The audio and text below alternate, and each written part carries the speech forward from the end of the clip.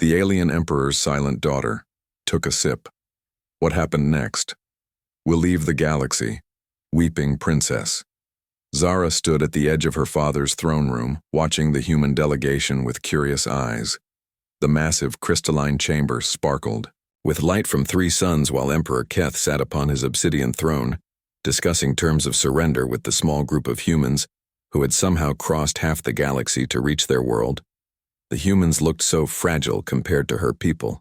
The Valhari were tall and strong, with silver skin that gleamed like metal and eyes that burned with inner fire. These humans were soft and pink, with strange hair colors and weak-looking bodies. Yet somehow they had defeated 3 of her fathers. Warfleet's Captain Amy Rodriguez stepped forward from the human group, her brown hair tied back and her simple uniform marking her as their leader. She held a small metal container in her hands. "Your Majesty," the human said with a slight bow. "We come, not to conquer, but to share something that might end this war. We have brought a gift from Earth, a drink that represents our culture and our hope for peace." Emperor Keth leaned forward, his massive frame casting shadows across the floor. "What trickery is this tiny creature?" "No tricks, sir," Amy replied. "Just tea from our world.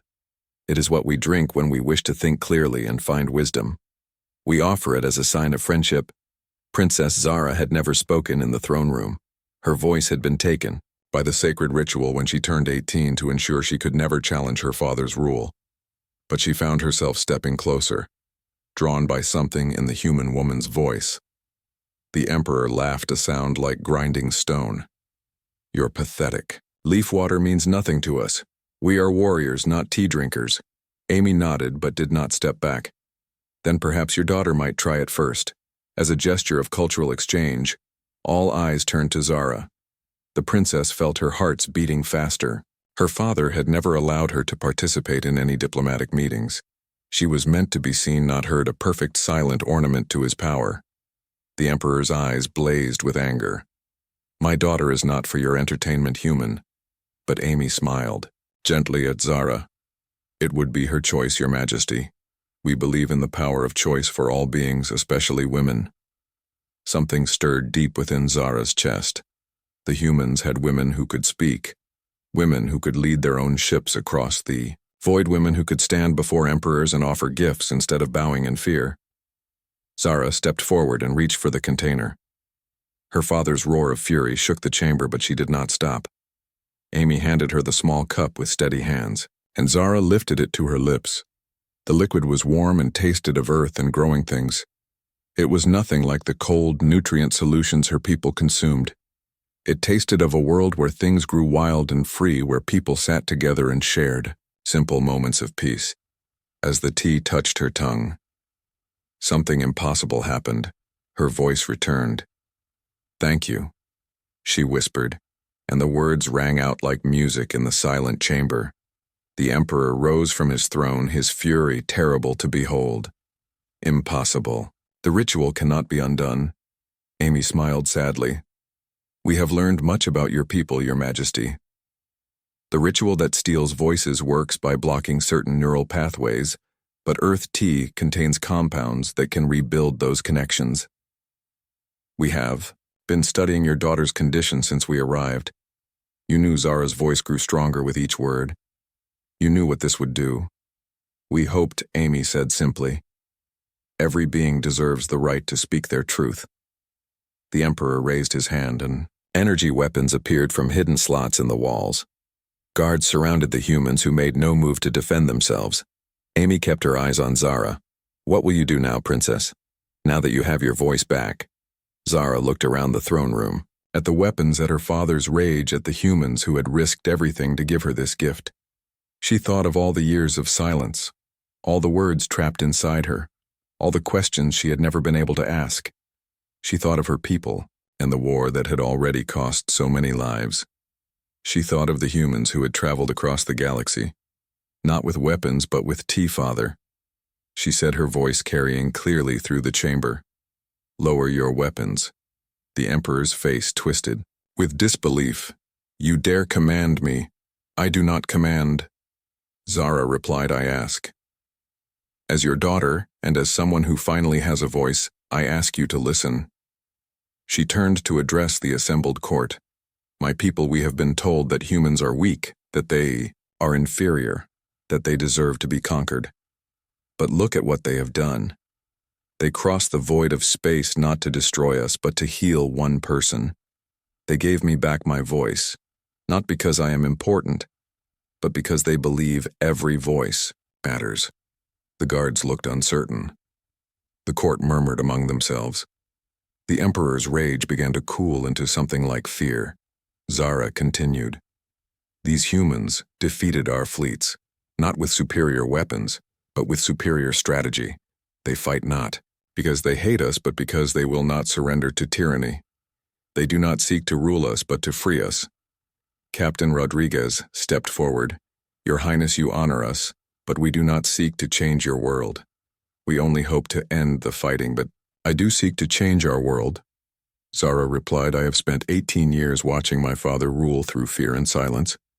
I have watched him send fleets to conquer worlds that never threatened us. I have watched him destroy civilizations for the crime of being different. Now I finally have the words to say what I have always believed: this is wrong." The throne room erupted in chaos. Some courtiers shouted in agreement, while others demanded Zara's arrest. The Emperor stood frozen, unable to comprehend that his perfect silent daughter had become his greatest challenger.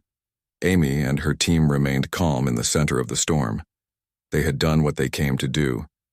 Not to conquer an empire, but to give one person the power to speak. Zara raised her hand, and slowly the chaos died down. When she had silence, she spoke again. "My people, choose who you wish to follow. A father who rules through fear and stolen voices, or a daughter who offers you the chance to find your own." The Emperor finally moved, drawing his ceremonial blade. But Captain Rodriguez was faster, stepping between father and daughter. "Your Majesty," she said quietly, "think carefully. Your daughter has just offered your people something you never could hope for: change. If you strike her down, you prove her point about tyranny. If you listen, you might learn something." The blade trembled in the Emperor's hand. For long moments, the throne room held its breath. Then slowly, the Emperor lowered his weapon. "What would you have us do?" Daughter Zara smiled, the first real smile of her adult life. "End the war, father. Send envoys to the worlds we have attacked. Make peace not through conquest, but through understanding, and give back the voices of all who have had them taken." The Emperor looked around his court, at his guards, at the human delegation. Finally, his eyes settled on his daughter. "And if I refuse, then I will find another way." Zara replied, "Because I have learned something from these humans. Some things are worth fighting for, and freedom of voice is one of them." Amy Rodriguez stepped forward again.